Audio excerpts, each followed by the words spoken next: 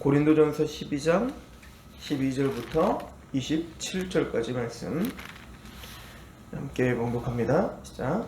몸은 하나인데 많은 지체가 있고 몸의 지체가 많으나 한 몸인과 같이 그리스도도 그러하니라. 우리가 유대인이나 헬라인이나 종이나 자유인이나 다 한 성령으로 세례를 받아 한 몸이 되었고 또 다 한 성령을 마시게 하셨느니라. 몸은 한 지체뿐만 아니요 여럿이니 만일 발이 이르되 나는 손이 아니니 몸에 붙지 아니하였다 할지라도 이로써 몸에 붙지 아니한 것이 아니요 또 귀가 이르되 나는 눈이 아니니 몸에 붙지 아니하였다 할지라도 이로써 몸에 붙지 아니한 것이 아니니 만일 온몸이 눈이면 듣는 곳은 어디며 온몸이 듣는 곳이면 냄새 맡는 곳은 어디냐. 그러나 이제 하나님이 그 원하시는 대로 지혜를 각각 몸에 두셨으니 만일 다 한 지체일 뿐이면 몸은 어디냐. 이제 지체는 많으나 몸은 하나니라. 눈이 손들어 내가 너를 쓸 데가 없다. 또한 머리가 발들어 내가 너를 쓸 데가 없다 하지 못하리라. 그뿐 아니라 더 약하게 보이는 몸의 지체가 도리어 요긴하고 우리가 몸에 덜 귀히 여기는 그것들을 더욱 귀한 것들로 입혀주며 우리 아름답지 못한 지체는 더욱 아름다운 것을 얻느니라. 그런즉 우리의 아름다운 지체는 그럴 필요가 없느니라.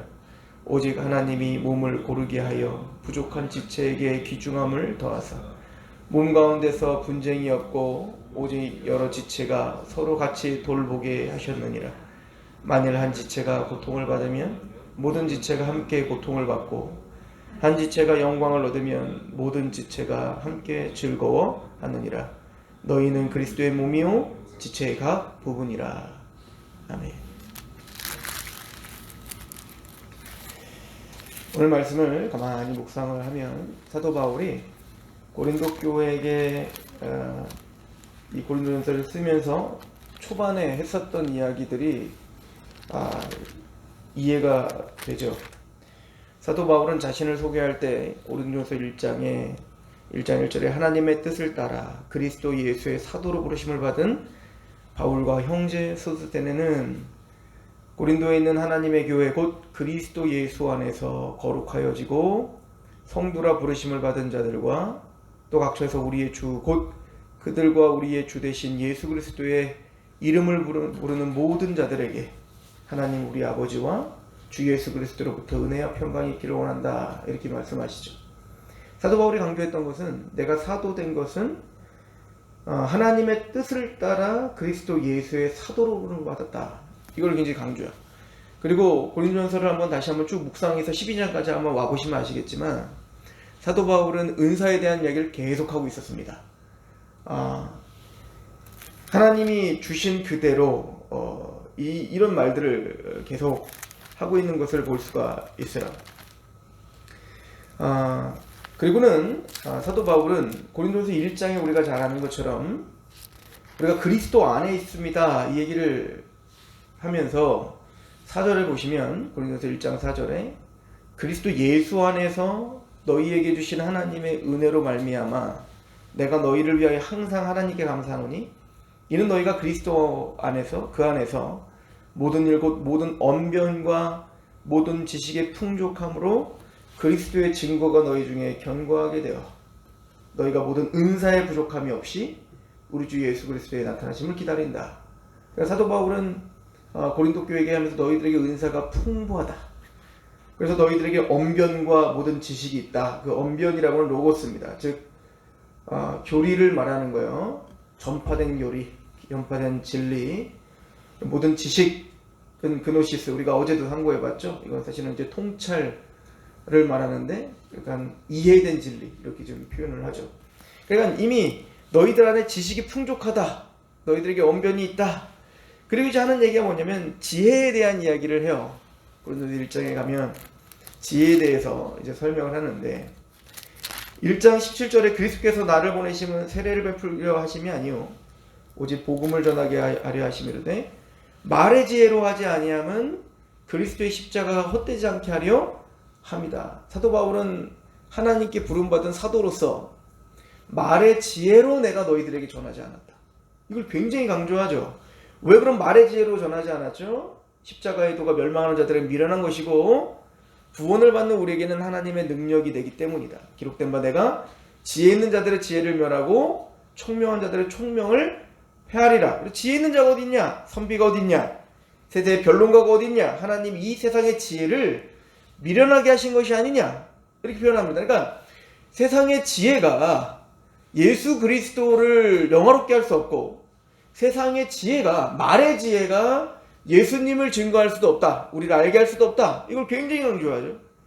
그리고 하는 얘기가 22절에 유대인들은 표적을 구하고 헬라인들은 지혜를 찾으나 우리는 십자가에 못 박힌 그리스도를 전하니 유대인에게는 거리끼는 것이요 이방인은 미련한 것이라. 오직 부르심을 받은 자들에게는 유대인이나 헬라인이나 그리스도는 하나님의 능력이요 하나님의 지혜. 그러니까 참된 지혜와 참된 능력이 뭔지를 알려주죠. 그러면 그 참된 지혜와 참된 능력의 목적은 뭐냐면 예수를 알게 하는 거예요. 그러니까 우리가 십자가를 전하고 미련하지만 십자가만 전하고 그 십자가가 우리 안에 들려지고 우리 안에 믿어지는 게 지혜고 이게 능력이다. 이거 외에 무슨 지혜가 필요하고 이거 외에 무슨 능력이 필요하냐? 그런 유대인들은 표적을 구하고 헬라인들은 지혜를 찾지만 그런 것으로 하나님을 알 수가 없어. 자, 지금 사도 바울이 뭘 강조하고 있죠? 자랑할 게 없다는 거야. 나는 세례를 너에게 주지도 않았다 이 얘기죠. 나는 아볼로파, 나는 게바파, 나는 바울파, 나는 예수파. 그렇게 너희들이 자꾸 뭔가를 자랑한다는 거야. 난 누구한테 배웠다는 걸 자랑하고 나는 어떤 지혜가 있다는 걸 자랑하고 나는 지식이 있다는 걸 자랑하고 나는 뭐 말을 잘한다는 걸 자랑하고. 맞아요. 너희들에게 은사가 있는 걸 나도 안다. 풍족하게 있다. 그런데 너희들이 예수를 정말 믿고 십자가를 믿고 구원을 받은 것이 그런 것으로 정말 믿어진 것이냐? 진짜 지혜가 뭐냐? 진짜 능력이 뭐냐? 이거를 먼저 정리하고 간다고요, 사도 바울은. 그럼 우리에게 그 지혜와 능력은 뭐죠? 성령님께서 우리에게 알게 하는 거죠. 그래서 2장 1절에 보면 형제들아 내가 너희에게 나아가 하나님의 증거를 전할 때 말과 지혜의 아름다운 것으로 아니했다. 사도인 자신조차 사도인 하나님의 지혜와 계시의 정신을 받은 사도인 자신조차 교회 안에서 섬길 때 내 말과 내 지혜, 세상의 지혜를 가지고 너희들에게 말하지 않았다. 내가 너희 중에 예수 그리스도와 그가 십자가에 못 박힌 것 외에는 아무것도 알지 아니하기로 작정했다. 내가 너희 가운데 거할 때 약하고 두려워하고 힘이 떨었다. 내 말과 내 전조함이 설득력 있는 지혜 말로 하지 아니하고 다만 성령이 나타나심과 능력으로 하여 성령이 나타나심과 능력으로 하여 너희 믿음이 사람의 지혜 있지 아니하고 다만 하나님의 능력이 있게 하려 하였다. 그러니까 지혜와 능력이 계속 뭔지를 알려주죠. 그럼 그 지혜와 그 능력은 뭐죠? 세상의 지혜가 아닌 하나님에게서 오는 지혜가 뭐냐고요. 이걸 6절부터 쭉 설명해요. 성령님을 통해서 우리가 예수를 알게 되는 겁니다. 성령님을 통해서 그 예수 앞에 순복되어지는 게 능력입니다. 그래서 10절에 오직 하나님의 성령으로 이것을 우리에게 보이셨으니 성령은 모든 것 곧 하나님의 깊은 것까지도 통달하신다. 사람의 일을 사람의 속에 있는 영 외에 누가 알리요? 이와 같이 하나님의 일도 하나님의 영 외에는 아무도 알지 못하느니라. 우리가 세상의 영을 받지 아니하고 오직 하나님으로부터 온 영을 받았으니 이는 우리로 하여금 하나님께서 우리에게 주신 은혜로 주신 것들을 알게 하려 하심이라. 성령님의 은혜가 있다면 성령님이 우리에게 알게 하고 지혜와 능력이 되신다면 어디로 우리를 데려가냐면 모든 것이 다 은혜인 것을 알게 하는 거예요. 예수 그리스도를 주신 분도 은혜요. 그 예수를 믿게 하는 것도 은혜요. 그 예수를 증거하기 위한 지혜와 능력을 주시는 것도 은혜인 걸 알게 하는 거예요. 그러니까 성령의 사람의 특징은 겸손해지는 겁니다. 그리스도 안에서 나를 자랑할 것이 없게 되는 겁니다. 이게 사도 바울이 초반에 계속 설명하고 있는 겁니다. 그리고 이걸 뭐라고 하죠? 15절에 신령한 자는 모든 것을 판단하나 자기는 아무에게도 판단을 받지 아니하느냐. 그러니까 사람의 평판을 두려워하는 사람이 아니에요. 하나님 앞에 그 은혜 앞에 있는 사람들은 굳건하죠. 그죠? 누군가가 나에게 뭐라고 하는 거 그거 별로 중요하지 않은 거예요. 하나님이 나를 어떻게 보느냐. 그 은혜 가운데 그러니까 성령의 사람은 이런 사람인 거죠. 사람을 의식하거나 사람의 평판에 좌지우지되는 사람이 아닌 거죠. 또 내가 사람 평판이 좋으면 자랑하고 또 사람 평판이 나쁘면 시무룩해지고 이런 사람이 아니라는 거예요. 성령의 사람은 은혜를 아는 사람이에요. 지혜와 능력 있는 사람인 거예요. 이게 신령한 자죠. 그리고 12장을 보시라는 얘기예요. 내가 신령한 것을 너희 알지 않냐. 신령한 것, 즉 신령한 자들, 성령의 사람들, 이 얘기를 하고 있는 겁니다. 그러므로 그 전체적인 사도 바울이 진짜 하고자 하는 이야기를 초반에 다 해놓고 12장을 이야기한다. 그러니까 은사의 지금 다양함을, 어떤 은사가 있는데 그 은사가 얼마나 좋은지, 그 은사 때문에 너희가 얼마나, 이걸 지금 말하고자 하는 게 아니에요. 지금 12장은. 은사에는 여러 가지가 있다라고 했죠. 8절에, 12장 8절에 지혜의 말씀을, 어떤 사람에게는 성령을 따라 지식의 말씀을, 다른 사람에게는 같은 성령으로 믿음을, 어떤 사람에게는 한 성령으로 병 고치는 은사를, 어떤 사람의 능력 행함을, 어떤 사람에게는 예언함을. 저는요 이걸 보면서 두 개로 딱 나눌 수 있어요. 지혜와 능력입니다. 지혜와 지식, 능력, 믿음과 병 고침과 능력 행함. 그러니까 지혜와 지식의 능력인 거예요. 하나님이 말씀을 통해서 주시는 은사가 있고 또 그 말씀을 증거하기 위해서 사람들에게 섬기는 은혜와 또 능력 행함과 병 고침과 이런 모든 것들은 그 말씀을 수종드는 그런 능력 행함이 있어요. 그런데 이미 앞에서 사도 바울은 이미 지혜가 무엇이며 진짜 우리가 사모해야 될 능력이 무엇인지 다 정리를 했다고요. 내가 병을 고친다, 내가 능력을 행한다, 이걸 자랑할 게 아니라는 거예요. 사도 바울은 내가 지혜가 있다, 나는 지식이 있다, 나는 엄견이 능하다, 이걸 자랑할 게 아니라는 거예요. 사도 바울조차 난 십자가 외에는 알지 않게 결정했다니까요. 십자가를 알고 있고 십자가에 감격하고 십자가 때문에 내 마음이 뜨거워져요. 이거면 충분하다는, 이게 내 지혜요, 이게 능력이다 이거예요. 우선 그 하나로 우린 모두가 다 하나다, 다 하나님께 은혜로 받은 것을 우리는 안다. 이게 성령의 사람이다, 이게 신령한 사람의 특징이다. 이게 정리가 되지 않고는 다양한 은사는 사실은 이제 우리에게 유익한 것보다는, 너희들의 모임이 유익하지 않고 해롭다 이렇게 표현하지 않았습니까? 그 은사들조차 해롭게 만들 수 있다, 이 얘기인 거죠. 그래서 사도 바울은 오늘 몸에 대한 이야기를 하는 거예요. 지체에 대한 얘기를 하는 거예요. 이건 뭐 우리가 너무 잘 아는 말씀이니까요. 머리부터 발끝까지 우리는 눈도 있고 귀도 있고 코도 있고 모든 지체가 있어요. 그런데 그것을 따로따로 생각하는 사람이 어디 있어요? 내 눈, 내 귀, 내 입, 물론 그렇게 설명을 할 수 있지만 이게 다 전체 그냥 우리 한 몸이죠. 그러니까 저는 이 말씀이 참 은혜가 돼요. 12절에 몸은 하나인데 많은 지체가 있고 몸의 지체가 많으나 한 몸인과 같이 그리스도도 그러하다. 그러니까 우리 몸의 지체가 여럿인 것처럼 예수님도 똑같다. 그러니까 우리가 뭐라는 거예요? 예수님의 몸이라는 거죠. 그러니까 우리가 그냥 예수님이에요. 예수님. 그냥 우리가 예수님이 된 거예요. 그러니까 우리가 예수 그리스도 성령님으로 말미암아 신비한 연합이 이루어졌다고요. 이걸 뭐냐면 세례라고 하는 거예요. 로마서 6장에 보면 예수님이 십자가에 죽었을 때 함께 연합되어 함께 죽었고 예수님의 부활에 연합되어 함께 산 자가 되었다. 그러니까 세례라고 하는 것은 뭐냐면요, 우리가 물속에 들어갔다 나오는 그 세례는 뭘 선포하는 겁니까? 이제 우리는 예수님과 하나 되어 같이 죽었고 예수님과 하나 되어 이제 내가 사는 게 아니라 누가 사는 거라고 믿는 거예요? 예수께서 사시는 겁니다 라고 믿는 거예요. 내 인생 이제 내 게 아니라 주님 거예요. 나를 사랑하사 나를 위하여 십자가에 죽으신 예수 그리스도를 위하여 사는 것이다. 이게 우리의 고백인 거예요. 그래서 우리를 그리스도인이라고 한다고요. 그러니까 이제부터는 우리는 부종성이라고 하는 개인의 몸이 아니라 이제는 우리는 예수 그리스도의 몸이 된 거예요. 예수님이 된 겁니다. 예수님의 머리 되시는 예수님의 지체가 되어 예수님의 손과 발이 되고 예수님의 눈이 되고 예수님의 코가 되고 예수님의 입이 되는 인생이 됐다. 하나가 됐다. 이걸 설명하죠. 13절에 우리가 유대인이나 헬라인이나 종이나 자유인이나 그래서 한 성령으로 세례를 받아 한 몸이 되었고 다 한 성령을 마시게 했다. 그래서 한 성령으로 세례를 받았다, 이 얘기를 하는 거죠. 그리고는 이야기를 하기를 18절 그러나 이제는 하나님이 그 원하시는 대로 지체들을 각각 몸에 두셨으니 만일 다 한 지체일 뿐이면 몸은 어디냐? 이제 지체는 많으나 몸은 하나니라.